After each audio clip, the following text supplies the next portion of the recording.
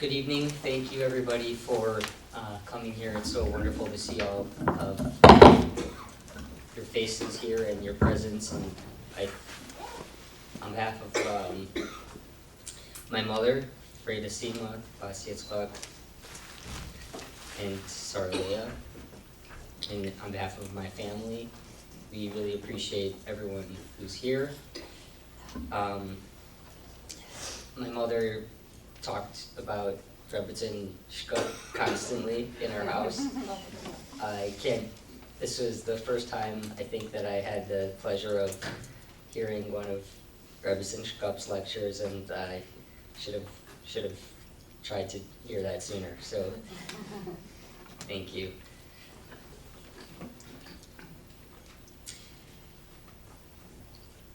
My dear mother, Alaa Shalom, was a self-made woman.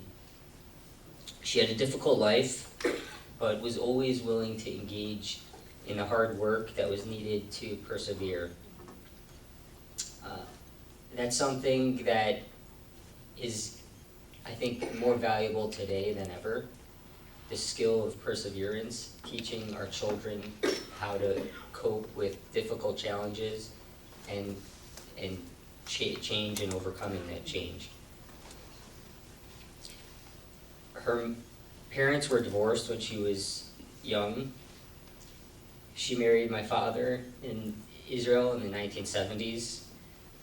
I remember her, my oldest brother Shimon is not here, but I remember her telling us every so often about what childbirth was like in Israel in the 70s. It got graphic sometimes, and let's just say that she chose to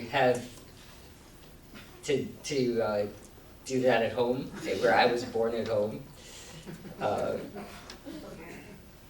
So she wasn't afraid to find solutions and take on a challenge. She came to Chicago in a very modest financial condition. She came and stayed with Nosson and Menucha to start, and she was not afraid to help work to support our family along with my father.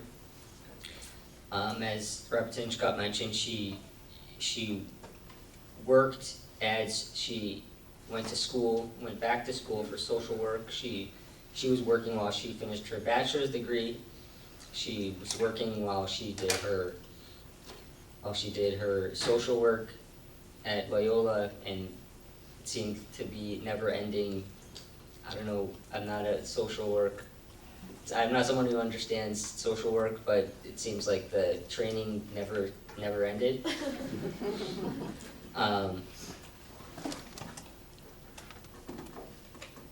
She used her determination and drive to make a good life for herself and for her family, and we're very, very thankful for that.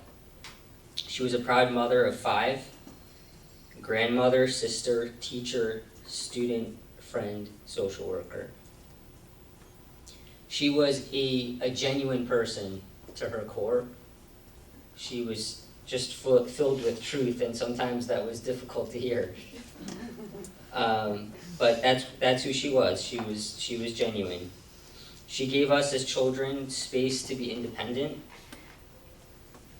She modeled resilience for us, and as I mentioned, I think that's just so critical for us today and for us to teach our children.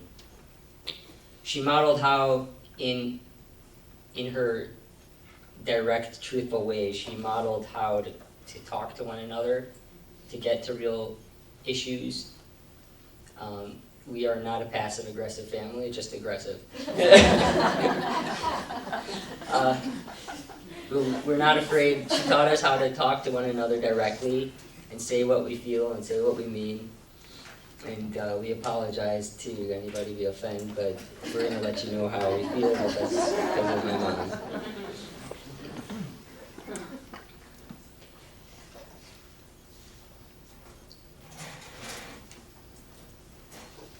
My mother genuinely cared for the women that she counseled at SHIFRA. She didn't pretend, as I said, and I'm sure they heard things that they didn't want to hear, and that's probably what made her an effective therapist, because they knew she was being honest with them.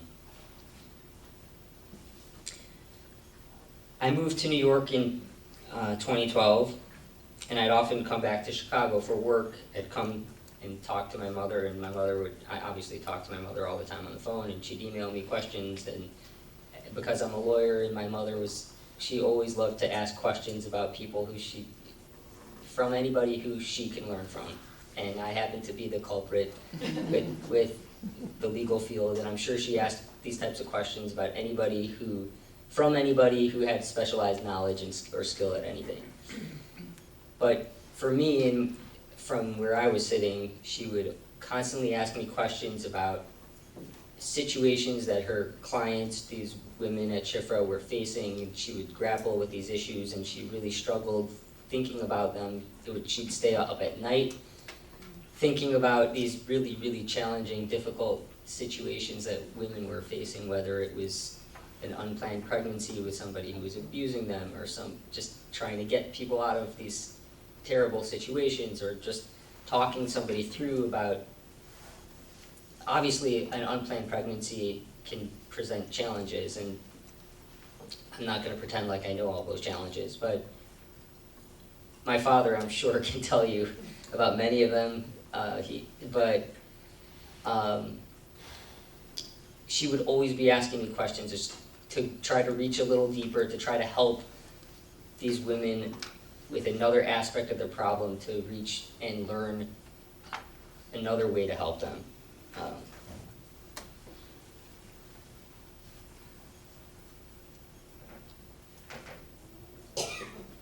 Knowing how honest my mother was, I know that she really cared deeply about SHIFRA, because if she didn't, she wouldn't be doing it.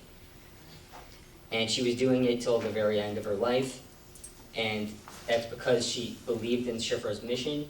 She believed what she was doing was important. I'm sure that she'd be slightly embarrassed here tonight by us talking about her. She was extremely humble.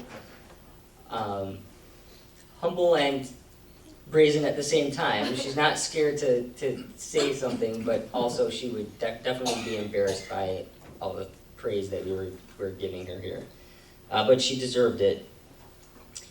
And I know our family is very proud that you're all here, and that this fund is being, I guess, initiated in her memory.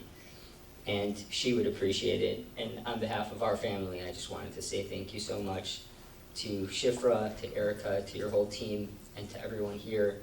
Thank you very much for coming out here tonight in my mother's memory.